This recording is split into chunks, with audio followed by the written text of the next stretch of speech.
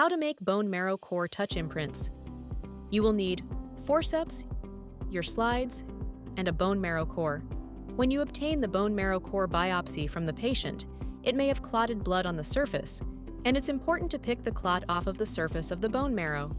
If you make a touch imprint without removing the clotted blood from the surface, the only cells viewable under the microscope will be blood cells rather than bone marrow cells, and will present morphological features too similar to the peripheral blood smear. Once the core is all cleaned off, you're going to place your bone marrow near the frosted end on the slide. You're going to take another slide and gently roll the specimen along the surface.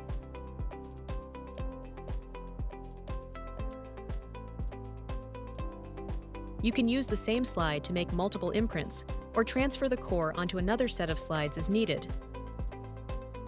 Ideally, you'll want to prepare 5 touch imprints in total.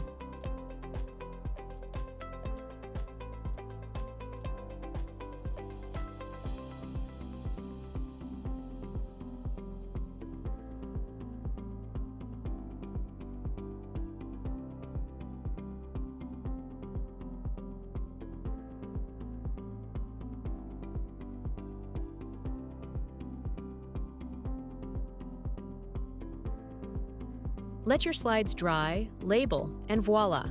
Perfect slides every single time. This is a demonstration of what not to do. You may have seen people touch the core to the slide. However, it is best to avoid this technique as this can cause retraction artifact and less cells will shed off the core. It's as if you're pulling a paint roller, retracting it away from the wall, and you can imagine the paint will heap up. The same thing happens with cells if you pull.